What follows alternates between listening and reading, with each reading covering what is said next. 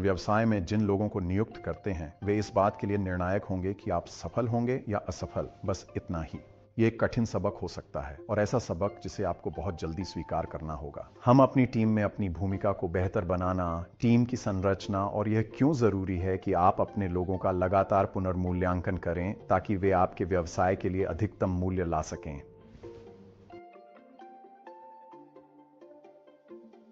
अपने चारों ओर एक बेहतरीन टीम बनाने के लिए आपको जानना होगा कि आपकी ताकत और कमजोरियां क्या। हर चीज में बेहतरीन बनने की कोशिश करने के बजाय आपको समझना होगा कि आपका मुख्य व्यवसाय क्या है और आप एक प्रबंधक या मालिक के रूप में उस व्यवसाय में क्या मूल्य जोड़ते हैं। ये आपको ऐसी टीम बनाने में मदद करेगा जो आपके काम को पूरा करे और वह ज्ञान, कौशल और विशेषज्ञता लाए जो आपके पास नहीं है लेकिन आपके व्यवसाय के लिए जरूरी है। एक होटल में जिसे मैं चला रहा था, हमारे पास 3 ड्यूटी मैनेजर की भूमिकाएं थीं। हालांकि वे सभी समान कार्य करते थे, लेकिन टीम के संतुलन के लिए यह जरूरी था कि वे सभी एक जैसे लोग, एक जैसी पृष्ठभूमि और एक जैसे अनुभव वाले न हों। व्यवसाय को ऐसे कौशलों के मिश्रण की जरूरत थी जो एक दूसरे को पूरा करें। हमें व्यक्तित्व, आतिथ्य और प्रशासन का सही संतुलन मिल सके। आपको समझना चाहिए कि आप अपने लोगों से क्या चाहते हैं। मुझे यह अनुभव हुआ कि जब मैंने यह मिश्रण सही किया तो मेरा व्यवसाय अधिक कुशलता और प्रभावी ढंग से चला। आप एक हॉस्पिटैलिटी व्यवसाय चला रहे हैं और चाहे वह कैफे हो, बार हो या होटल, आपके ग्राहक और मेहमान आपको इस आधार पर आंकेंगे कि आप क्या परोसते हैं और कैसे परोसते हैं। इस बात में कुछ संतुष्टि है कि चाहे तकनीक कितनी भी अच्छी क्यों ना हो जाए, हमारे उद्योग को हमेशा बेहतरीन लोगों की जरूरत रहेगी। मैं अक्सर लोगों से इंटरव्यू में पूछता हूं कि उनका पसंदीदा जगह कौन सी है जहां वे जाकर समय बिताते हैं। मैं उनसे पूछता हूं कि मुझे बताएं उस जगह की दीवारों का रंग क्या है, वहां किस तरह की कुर्सियां हैं। और इस बिंदु पर अधिकांश लोग घबरा जाते हैं क्योंकि वे अपनी पसंदीदा जगह के बारे में ज्यादा कुछ नहीं बता पाते। फिर मैं उनसे कहता हूं कि मुझे वहां काम करने वाले लोगों के बारे में बताएं। हमेशा मैं एक ही नतीजे पर पहुंचता हूं।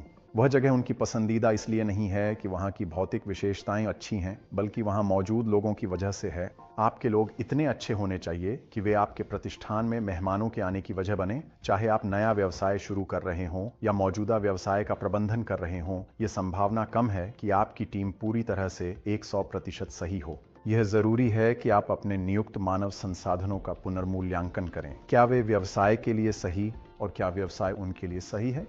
मैं साल में 2 बार अपने व्यवसाय में सभी लोगों और पदों की औपचारिक समीक्षा करने का विशेष ध्यान रखता हूं और हर बार जब मुझे टीम में नया सदस्य भर्ती करना होता है तो एक अनौपचारिक समीक्षा भी करता हूं। आपको अपने व्यवसाय की स्थिति और हर व्यक्ति से अपेक्षित योगदान की अच्छी समझ होनी चाहिए। मेरा प्रक्रिया कुछ इस तरह दिखती है। अगर मैं यह व्यवसाय शुरू से शुरू कर रहा होता तो मेरी संगठनात्मक संरचना कैसी दिखती। इस प्रक्रिया को लोगों के नाम भूमिकाओं के साथ जोड़कर या अपने व्यवसाय में पहले से मौजूद लोगों के बारे में सोचकर जटिल न बनाएं। इसके बजाय सोचें कि आपको हर भूमिका से क्या प्राप्त करना है। लाइन स्टाफ स्तर पर मैं हमेशा ऐसे विविध लोगों की तलाश करता हूं जिनका रवैया शानदार हो और जिनकी व्यक्तित्व भीड़ में अलग नजर आए। अधिकांश फ्रंटलाइन हॉस्पिटैलिटी भूमिकाओं के कठिन कौशल सिखाए जा सकते हैं। जहां तक व्यवसाय के पर्यवेक्षी स्तरों और विशेषज्ञ भूमिकाओं का सवाल है, मुझे अनुभव और विविध अनुभव वाले लोग चाहिए जो समस्याओं का समाधान कर सकें, स्वतंत्र रूप से सोच सकें और आत्मविश्वासी हों। तो एक बार जब आपके पास आदर्श संरचना हो तो खुद से पूछें कि आपके पास जो लोग हैं वे उस संरचना में कैसे फिट होते हैं। एक आदर्श दुनिया में आपकी मौजूदा टीम के सभी सदस्य आपकी अनुकूलित संरचना के साथ पूरी तरह मेल खाएंगे। यहां आपको अपनी आदर्श संरचना में कुछ समझौते करने के लिए तैयार रहना पड़ सकता है, लेकिन आपको कुछ स्पष्ट और ईमानदार बातचीत के लिए भी तैयार रहना चाहिए। याद रखें, यह ओवरऑल पहनकर किया जाने वाला कठिन काम है। आपकी टीम को उसी रास्ते पर होना चाहिए जिस पर आप हैं, लेकिन इसका मतलब यह नहीं कि उन्हें आपकी हर बात और हर काम से सहमत होना होगा। यह जरूरी है कि आपके पास ऐसे लोग हों जो आपके अंतिम लक्ष्य में मूल्य जोड़ सकें। उन्हें अपने अनुभव, अपने विचार लाने चाहिए और जब कुछ सही न हो तो आपको बताने का साहस होना चाहिए। और मेरी प्रक्रिया का अंतिम हिस्सा, लेकिन कम महत्वपूर्ण नहीं, यह है कि मैं खुद से पूछूं कि क्या मैं अपने कर्मचारियों को सही मार्गदर्शन, समर्थन और संरचना दे रहा हूं ताकि वे अपनी मंजिल तक पहुंच सकें। यह एक तरफा प्रक्रिया नहीं है और आपको अपनी टीम को भी कुछ लौटाना चाहिए। सिर्फ इसलिए कि आपने हमेशा एक खास पद संभाला है। इसका मतलब यह नहीं कि जब वह पद खाली हो जाए तो आपको वही भूमिका फिर से निभानी ही है। और अगर आपको वही भूमिका भरने की जरूरत है तो शायद अगला व्यक्ति अपने साथ कुछ अलग अनुभव लेकर आए जो आपके व्यवसाय के लिए फायदेमंद हो सकते हैं। अपने आप से ईमानदार रहें और सोचें कि आप टीम में क्या योगदान देते हैं, ताकि आप सही तरीके से यह विचार कर सकें कि आपको अपनी टीम से क्या चाहिए। यहाँ 3 मुख्य बातें हैं जिन्हें याद रखना चाहिए।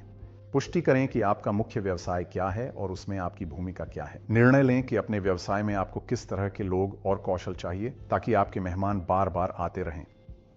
और अपने व्यवसाय को बेहतर बनाने के लिए अपनी संरचना और टीम का लगातार पुनर्मूल्यांकन करते रहें।